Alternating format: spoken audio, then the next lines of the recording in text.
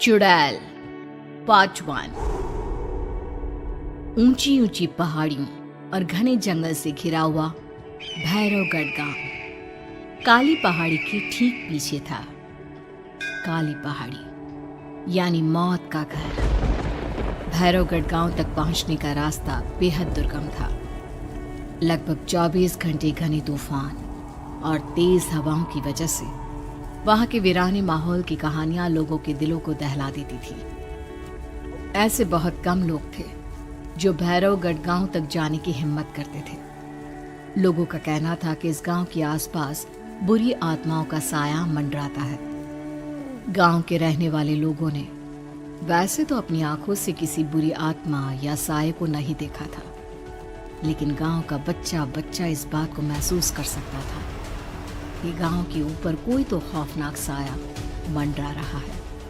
और उसकी वजह ये थी कि उस गांव में जैसे ही कोई लड़का 18 साल का होता, उसके 18वें जन्मदिन की रात ठीक 12 बजे अकस्मात उसकी मौत हो जाती। हर बार ये मौतें बड़े ही रहस्यमयी ढंग से होती और इस बार सरपंच सुमेर के बेटे को 18 साल होने में अब बस 15 दिन बाकी थे। अजी सुनते हैं, हमारा बेटा भी कुछ दिन बाद 18 साल का हो जाएगा। कहीं वो डायन उसे भी खा गई तो? कैसी बातें कर रही हो? जब वो इस गांव में ही नहीं है तो कोई भी डायन या बुरा साया उसका कैसे कुछ बिगाड़ सकता है? उसे कुछ नहीं होगा। हाँ जानती हूँ, आपने उसे पढ़ाई के बहाने इस गांव से बाहर निकाल शहर भेज दिया है, लेकिन ये भी तो सच है ना कि वो बार बार यहाँ आने की जिद करता रहता है। वो चाहे कितनी भी जिद कर ले जानकी, पर मैं उसे इस गांव में कभी वापस नहीं आने दूंगा। मैं नहीं चाहता कि गांव के दूसरे लड़कों की तरह मेरे बेटे की भी अजीबोगरीब ढंग से मौत हो जाए। कभी कभी तो लगता है कि हम सब गांव वालों को हिम्मत करके अपने गांव को इस बुरी आत्मा से छुड़वा लेना चाहिए। लेकिन कौन जानता है आखिर वो खतरनाक साया किसका है? वो काली आत्मा कौन है जो रातों रात हमारे गांव के लड़कों को निगल जाती है? सुमेर और जानकी जब ये सारी बातें कर रहे थे तब रात के लगभग 10 बज चुके थे और हर रात की तरह भैरवगढ़ गांव एक भयानक काले तूफान की आगोश में था। बाहर चल रही तेज हवाएं और बारिश के बीच कभी कभी ऐसा लगता जैसे कोई बुरी तरह से चीख रहा है। किसी के तड़पने और चीखने की आवाजें गांव के कानों में बार बार टकराती, पर वहां रहने वाले किसी भी औरत या आदमी के अंदर इतना साहस नहीं था कि वो अपने घर से बाहर कदम रख के उन आवाजों तक पहुंच सके। सो जाओ जानकी और घर के खिड़की दरवाजे कसकर बंद कर दो। अब जानकी सब खिड़कियां ठीक से बंद करने ही लगती है कि तभी उसे अपने घर के दरवाजे पर जोर जोर से खटखटाने की आवाजें सुनाई देती है। इन आवाजों को सुनकर जानकी और सुमेर के चेहरे डर से पीले और हाथ पैर ठंडे पड़ जाते हैं। जानकी, जानकी, इतनी रात कौन होगा? पता नहीं, ऐसा लग रहा है कोई बुरी तरह से दरवाजा खटखटा रहा है।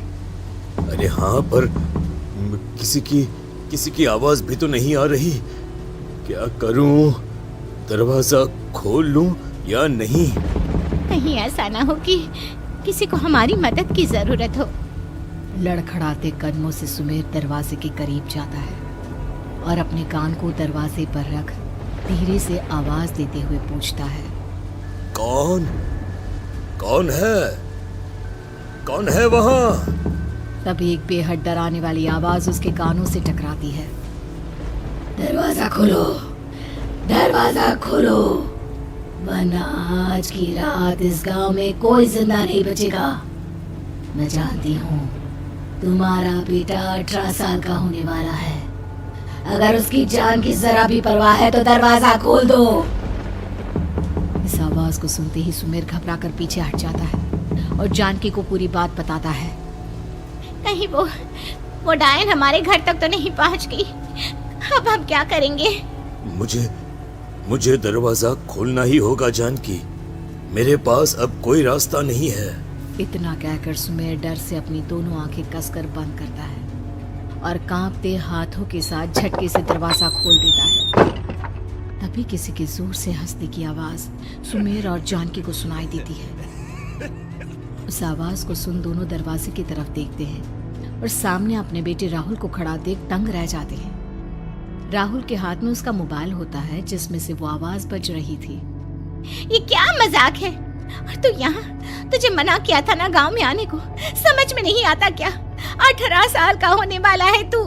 माँ, आप लोग भी पता नहीं किन अंधविश्वास भरी बातों पर भरोसा करते हैं। क्या मैं अपने घर नहीं आ सकता? आप लोगों से नहीं मिल सकता? देख बेटा, हमने तुझे किसी वजह से ही इस गांव से दूर रखा था और यहाँ आकर तूने अच्छा नहीं किया। चल चल चल, मैं तुझे अभी के अभी वापस शहर छोड़कर आता हूँ। ओफो पापा, आप बेकार की बातों से परेशान हो रहे हैं।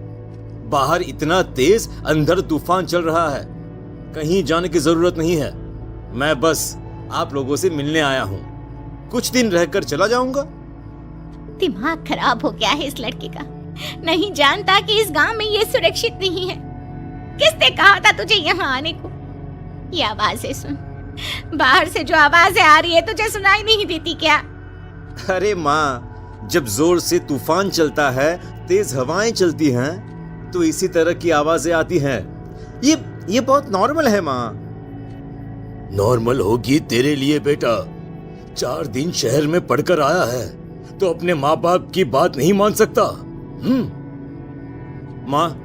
माँ, मुझे अभी बहुत जोरों से भूख लगी है, पहले कुछ खिला दो, और रात भी बहुत हो गई है। हम इस बारे में कल बात करते हैं, ठीक है? राहुल की वापस आ जाने से जानकी और सुमेर की आंखों की नींद उड़ गई थी। खाना खाने के बाद राहुल तो अपने बिस्तर पर जाकर सो गया, लेकिन जानकी और सुमेर पूरी रात उसके कमरे के बाहर पहरेदारी करते रहे। उन्हें पल पल इसी बात का डर था कि कहीं उनके बेटे को कुछ हो ना जाए। रात बीतती है, सुबह का सूरज निकलता है। अब जैसे ही वो राहुल को नींद से जागते देखते हैं तो उन दोनों के दिल को सुकून मिलता है। अरे माँ, पापा, आप अभी तक यहीं बैठे हैं? क्या पूरी रात सोए नहीं? जिनकी जवान बेटी की जान को खतरा हो, उन माँ बाप को नींद नहीं आती बेटा। अब तो वापस शहर चला जा। देखो माँ, मैं किसी जरूरी काम से इस गांव में आया हूँ, और वो काम पूरा होने के बाद मैं खुद यहाँ से चला जाऊंगा।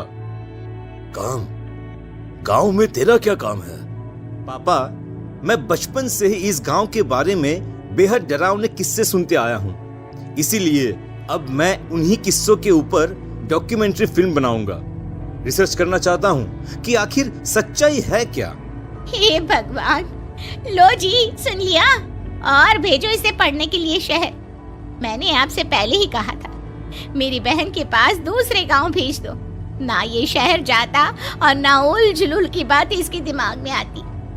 जानकी और सुमेर राहुल को समझाने की बहुत कोशिश करते हैं, पर वो किसी की बात नहीं सुनता और अपना कैमरा लेकर गांव की पास वाली काली पहाड़ी की तरफ निकल जाता है। अब राहुल जैसे ही काली पहाड़ी पर पहुंचता है, उसकी नजर पहाड़ी के ठीक बीचों बीच बनी एक पुरानी झोपड़ी पर पड़ती है। यहाँ भी कोई रहता है क्या? ये इंटरेस्टिंग होगा। राहुल की आवाज पहाड़ों से टकराकर उसके कानों में सुनाई दे रही थी। उसने चारों तरफ का नजारा देखकर वहां की तस्वीरें अपने कैमरे में उतारना शुरू कर दिया। तभी अचानक राहुल ने अपने कैमरे में खींची हुई तस्वीर को जूम करके देखा, और उसमें उसे जो नजर आया वो देखकर राहुल की होश उड़ गए। क्या सचमुच उस गांव के ऊपर किसी बुरी आत्मा का साया था? क्या राहुल की जान बच पाएगी? क्या देखा था राहुल ने उस फोटो में जिसे देखकर वो दंग रह गया? इन सवालों के जवाब जानने के लिए देखिए इस कहानी का अगला भाग।